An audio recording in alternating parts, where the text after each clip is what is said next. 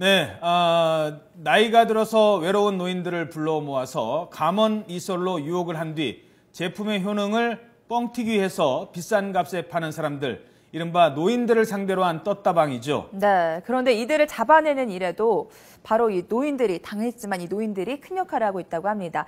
이 사건 취재한 사회부 김기봉 기자 그리고 임방글 변호사와 함께 자세한 얘기 나눠보겠습니다. 어서 오세요. 안녕하십니까? 안녕하세요. 네, 안녕하세요. 자, 떴다방 이름부터 좀 왜 떴다방입니까? 왜? 옛날로 치면 약장사죠. 예. 네. 그 동네를 돌아다니다가 특정 지역에서 장을 세워서 한바탕 장사를 한 뒤에 네. 얼른 빠지는 그런 영업 형태입니다. 그래서 잠깐 떴다가 사라진다. 그래서 떴다방이라는 이름이 붙은 것 같습니다. 잠깐 떴다 사라진다. 예전부터 쭉 있었던 일인데 이번에 식약처와 경찰이 28곳을 적발했다고 합니다. 계속 단속을 하는데 왜 이 떴다방 근절되지 않는 거죠? 예, 한마디로 말씀드리면 수요가 있다 이렇게 볼 수 있을 것 같습니다. 늙고 약해지고 네. 또 사회적으로도 뒷전으로 밀려나서 외롭고 쓸쓸한 노인들의 심리를 파고드는 전략 때문이 아닌가 이렇게 분석이 됩니다. 네. 또 나이가 들수록 건강에 대한 두려움이 많아지는 노인들의 심리도 작용을 한 것으로 보입니다. 노인들은 진짜 몰라서 속기도 하지만 어느 정도는 알고서도 심리적인 동조 현상으로 물건을 사게 되는 그런 경향도 좀 있는 것 같습니다. 그렇군요. 그 노인들이 도대체 뭐 어떻게 하면, 그러니까 주변에도 그런 분 계세요. 처음에는 아니 그냥 뭐 공짜로 준대야 그래가지고 뭐 휴지 뭐 아니면 이런 거 갖고 오잖아요. 네. 그래놓고 이게 하루 이틀 가면 좀 미안하니까 뭐라도 하나 사야 될 것 같고 그러시거든요. 어떻게 해서 이런 수법이 오는 겁니까? 예, 크게 보면 이제 두 가지인데요. 하나는 연설, 노인들의 마음을 사로잡는 연설이고 하나는 경품입니다. 그래서 우선 노인들의 마음을 사로잡는 연설을 한 뒤에 그리고 그 돌아갈 때 빈손으로 돌려보내지 않고 경품을 주는 그런 형태입니다. 미안해지게. 예, 노인들을 상대로 연설하는 사람의 그 입심이 보통이 아닙니다. 대단하다고 하는데. 예, 때로는 강하게, 또 때로는 슬프게 노인들을 들었다 놨다 하면서 그야말로 마음을 사로잡습니다. 한번 잠깐 들어보실까요? 예, 직접 한번 들어보도록 하겠습니다. 사실에서 걸리지 말아야 될 병이 뭐라겠어요? 두 가지. 최고 안 걸리지 말아야 될 병이 치매, 두피. 걸려야 돼, 안 걸려야 돼? 또 하나 저기서 암도 걸리면 안 된대. 맞아요. 암도 걸리면 안 되죠. 뭐 걸리면 안 될 게 뭐 치매, 뭐 중풍 이러면서 유명 강사 못지않은 빠져들게 만드는 거예요. 예, 때로는 반말도 하고 또 때로는 높임말도 하고 그래서 노인들을 사로잡는데요. 네. 이런 식으로 얘기를 하다 보면 이제 노인들이 이런 병에 걸리면 안 되겠구나 이런 위기의식이 일어납니다. 그렇죠.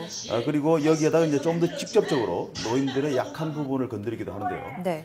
뒷방으로 물러나서 외롭고 서러운 노인들의 마음을 직접 겨냥하는 그런 멘트입니다. 한번 또 들어보시죠. 예.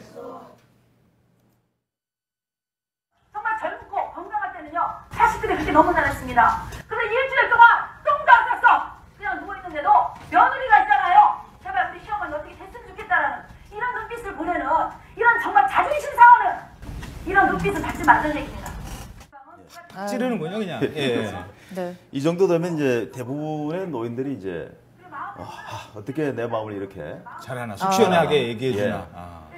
자식들은 손도 한번 안 잡아줬는데 이분들은 뭐라도 해줄 것 같이 이렇게 노인들의 마음을 위로해주는 그런데 노인들이 크게 심리적 공감을 하는 것 같습니다. 이렇게 정서적으로 공감도 해주고 또 병 걸리면 안 된다 경각심도 주고 그래 놓고 물건을 파는 거죠. 예, 파는데요. 그런데 여기에서 바로 물건을 살 것을 이제 구매를 강요를 하면 안 사는 분들이 많습니다. 그렇죠. 약간 거부감이 한 단계 더 있나요? 그래서 처음 며칠은 이렇게 마음을 흔들어 놓은 뒤에 상품 구매는 요구하지 않고 오히려 이런저런 경품을 주거나 또는 거의 공짜에 가까운 값으로 물건을 이렇게 좀 싼 물건을 팝니다. 그래서 물건을 팔기 위한 수법이 아니구나 하는 안도감을 주고요. 또 물건을 팔아도 비싼 값에 팔지 않고 오히려 딴 데보다 싸게 파는구나 이런 느낌을 줍니다. 그런 느낌을 준 뒤에 마지막으로 결정적으로 비싼 물건을 파는 그런 방법을 주로 쓰고 있고요. 주로 이 마지막에 파는 물건들은 효능을 뻥튀기 하는 그런 수법인데요. 한번 또 들어보실까요? 예. 머리 빠지는 거 좋아요, 싫어요? 싫어요. 탈모 있는 분들한테요. 백소 있죠? 목숨 걸고 보내주세요.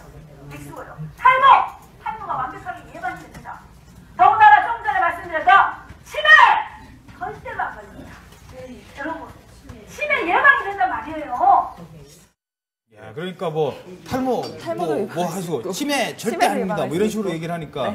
근데 이게 어느 정도나 뻥 튀기는 거예요? 어느 정도 가격대를? 예, 그게 이제 시중가하고 이제 이렇게 동일 가격을 비교하면 가장 정확한데요. 시각처에서도 이제 모든 제품을 그렇게까지 확인을 못했고, 떴다방에서 사들인 값과 노인들에게 파는 값을 비교해봤더니 그 마진, 자기네들 마진이죠. 한 서너 배 정도 평균. 예를 들면 이제 홍삼 음료를 기억력 개선과 혈액순환 기능이 탁월하다고 해서 본인들이 19만 원에 한 박스에 19만 원에 사들인 거를 73만 원에 팔고 또 한 개 8만 원짜리 프로폴리스를 27만 원에 팔기도 하는 그렇고 조금 전에 나온 그 강사가 했던 그 부분 있잖아요. 그 저분들도 공장도가 3만 원짜리 제품을 7배인 21만 원에 팔았다. 7배까지요. 3만 원. 그러니까 뭐 효능 있다고 해놓고 아이고 이거 안 사주면은 자식들 불효하는 거예요. 뭐 이렇게까지 이제 하는 거 아니겠습니까? 자 변호사님. 뭐 어느 부분부터 이게 이 사람들의 불법일까요? 처음에 들어다가 강사 이렇게 구해다가 공짜로 뭐 좋은 얘기 해주고 뭐 경품도 주고 여기까지는 불법이 아닌 거 아니겠습니까? 예, 그런데요. 경품까지 주는 거는 참 좋은데 그 다음에 물건을 판매하는 것부터 문제입니다. 그 건강기능식품에 관한 법률에 보면은요. 건강기능식품을 팔 때 이런 뭐 사례품이나 이런 뭐 경품 같은 거를 주면서 판매 행위를 못 하도록 되어 있어요. 근데 앞에서 그렇게 뭐 휴지를 주거나 뭐 무슨 뭐 쌈장을 주거나 이런 식으로 무료 물품을 준 다음에 물건을 파는 거는 사행성을 조장해서 물건을 파는 행위이기 때문에 그건 5년 이하의 징역 또는 5천만 원 이하의 벌금에 처해지고요. 또 하나 그냥 단순한 건강기능식품인데 이게 마치 의약품인 것처럼 광고를 하는 거죠. 이런 경우에도 똑같이 또 5년 이하의 징역 5천만 원 이하의 벌금에 처해질 수 있습니다. 또 아까 홍삼음료 말씀하셨는데요. 홍삼음료는 그냥 단순한 식품이거든요. 이게 또 무슨 어떤 건강기능식품이나 의약품인 것처럼 광고하면 이것 또한 식품위생법 위반으로 3년 이하의 징역이나 3천만 원 이하의 벌금에 처해집니다. 그러니까 아까 저분 얘기할 때도 뭐 탈모, 백수호 목숨을 걸고 뭐 하십시오. 뭐 그게 이제 과장 광고에 해당하는 그것도 모두 다 처벌 대상이 되고요. 이게 조금 더 나아가서 뭐 예를 들면은 뭐 국내산 생녹용이다 이러면서 막 광고를 해요. 근데 사실은 이게 뭐 뉴질랜드에서 수입해온 그런 겁니다. 이런 경우에는 아예 형법상 사기죄로 또 추가적으로 또 처벌을 받습니다. 뭐 7배까지 물건을 비싸게 팔기도 한다는데 정상적으로 산 물건이라면 뭐 일주일 내에 교환이나 환불이 가능하지 않습니까? 반품 됩니까?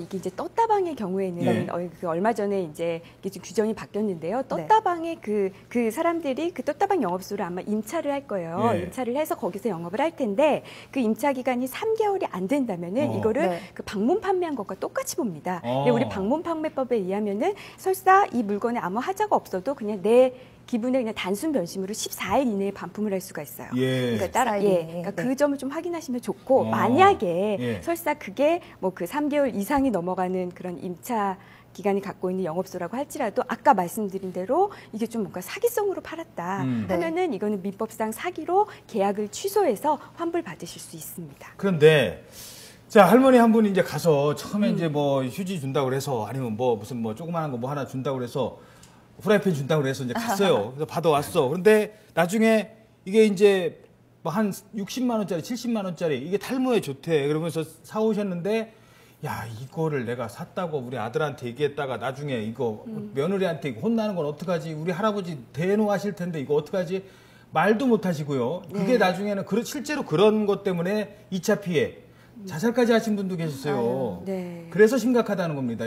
그런 것까지 연결이 되는 거니까 문제 아니겠습니까? 네, 그거 외에도요. 제가 아까 방금까지는 뭐 환불하는 방법, 반품하는 방법 알려드렸는데 이게 괜히 떴다방이 아닙니다. 이 사람들이 예고 없이 영업소를 철수해버립니다. 따라서 반품을 하려고 해도 연락이 안 되는 거예요. 그러니까 피해는 고스란히 소비자가 어르신들이 떠안게 되는 거죠. 그렇군요. 당한 사람들도 노인인데 그런데 이번에는요 좀 달랐습니다. 노인들이 적발하는데도 좀 힘이 됐다고 하죠. 예, 그렇습니다. 이른바 시니어 감시단이라는 이름이 붙어 있는데요. 그 이름에서 알 수 있듯이 이제 노인들이 위주로 된 감시단입니다. 대한노인회 등을 통해서 이제 위촉을 받은 노인들 1000여 명이 전국적으로 이제 활약을 압력을 하고 있습니다.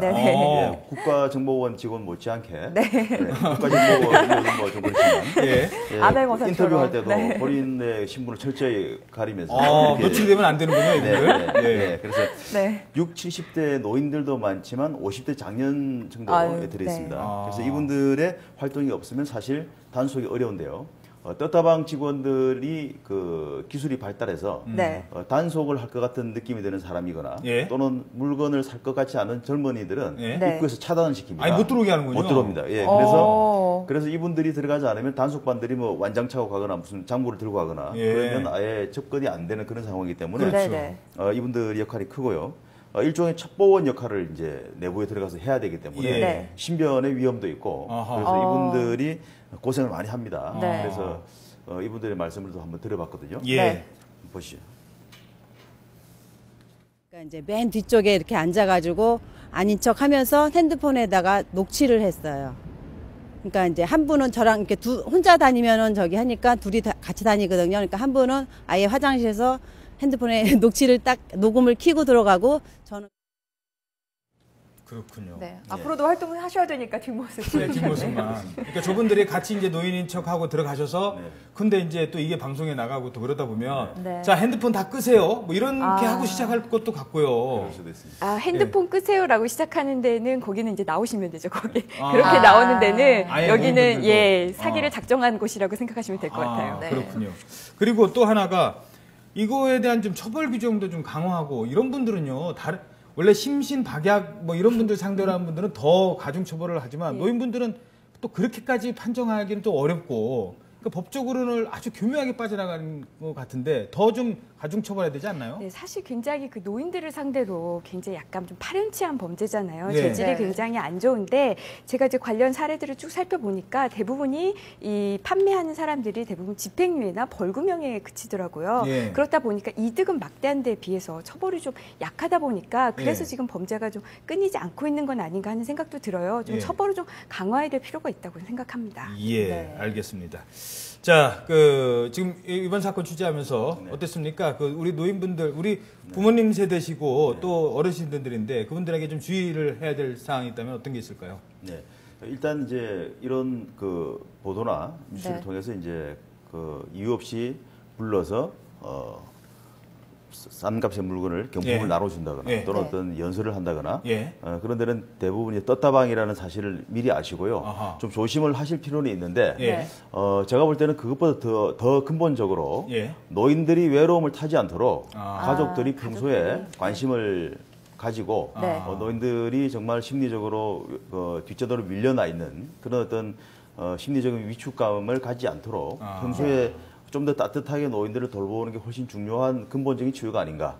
아까 제가 모두에 말씀드렸지만 이 노인분들이 정말 몰라서 정말 속아서 사는 경우도 있지만 실질적으로 알면서도 그 심리적인 어떤 보상감 때문에 물건을 사는 경우도 종종 있거든요. 그래서 좀 더 따뜻한 관심이 필요하지 않나. 그렇군요. 내가 이거 속는 거 안다. 그래, 뭐 20만 원 더 내지. 하지만 내 자식보다 이분들이 더 잘해줬다. 뭐 이런 생각을 갖게 만든다는 거죠. 그런 겁니다. 그런데 이 물건을 사는 행위, 파는 행위만 단속할 게 아니라 아예 떴다방 자체를 좀 단속할 수 있는 법은 없는 겁니까? 떴다방이 지금 아까 전에도 말씀드렸듯이 이게 이제 방문판매법에 적용을 받을 수도 있습니다. 저는 그러니까 떴다방 자체가 불법인 건 아닌 거죠. 그래서 저는 이제 떴다방에서 물건을 구입하시려는 분한테 조금 조언을 좀 드리자면 먼저 공짜라는 말이나 어떤 사은품 이런 데 너무 현혹되시지 마시고요. 만약에 전자기기를 구매하시려고 한다. 내가 시중에 알고 있는 것보다 가격이 좀 싼 것 같다. 라고 해서 구입하시지 말고 이게 AS가 좀 힘들 수 있거든요. 그러니까 좀 AS까지 고려하셔서 그러니까 정상적인 판매처에서 구입하시는 게 좋고요. 만약에 구입하신다. 구입을 결정하셨다라고 한다면 계약서나 제품 설명서를 반드시 받아두시는 게 좋습니다. 그리고 집에 물건을 갖고 오셨어요. 근데 뭔가 좀 불안해요. 이게 제대로 된 건가 싶으면은 물건 포장을 뜯지 않고 우선 갖고 계시는 게 좋고요. 물건을 내가 포장을 뜯어서 사용을 하면 아무리 이게 방문판매법 적용을 받아도 제가 반품을 못 합니다. 그러니까 그런 점을 좀 주의하시면 되겠습니다. 일단 사 오셨어도 포장 뜯기 전에 솔직하게 좀 얘기하고 뭐 남편분한테도 얘기하고 부인에게도 얘기하고 좀 해야 될 것 같습니다. 네, 지금까지 이번 사건 취재한 사회부의 김기봉 기자 그리고 임방글 변호사였습니다. 두 분 오늘 말씀 고맙습니다. 고맙습니다.